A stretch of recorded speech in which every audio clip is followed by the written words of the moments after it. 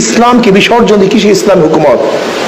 আজকে যদি মাজলিসের মধ্যে একজন বেপরদা মহিলা চলে আসে, তো এইটা কেমন ইসলামী সংগঠন? আমাদের প্রশ্ন করতে হবে, জবাব দিতে হবে।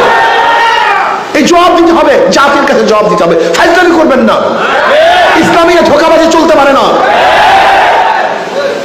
ধরে নেন আজকে আমরা এখানে সমস্ত মৌলবীরা আছি, টুপিওয়ালা দাড়িওয়ালা সবাই এখানে আছি।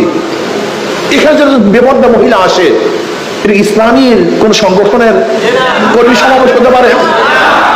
এটা কি বলে, বলে কি এটা কিসের ফাইজলামি? ইসলামকে বাদ দিয়ে কিসের ইসলাম? ইসলামী শব্দ বাদ দেন, মনে যা চায় করেন। ইসলামী ড্যান্স মঞ্চ এটা হয় না, ইসলামী যাত্রাগানের পালা বুকাইটা হয় না। ইসলামকে আগে বাদ দাও, তারপর মনে যা চায় তাই কর।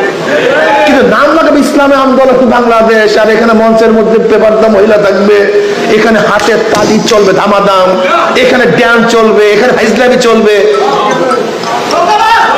কথা বলেন না কেন? ইসলাম ইসলামী আন্দোলন বাংলাদেশ দেখেন কোনদিন এই কৌশল ইসলামী হুকুমত কায়েম করার জন্য, ক্ষমতা যাওয়ার জন্য এই কৌশল ইসলামী আন্দোলন বাংলাদেশ অন ইসলামিক চরিত্রকে কৌশল হিসাবে ইসলামী আন্দোলন বাংলাদেশ গ্রহণ করে নাই, করবে না ইনশাআল্লাহ।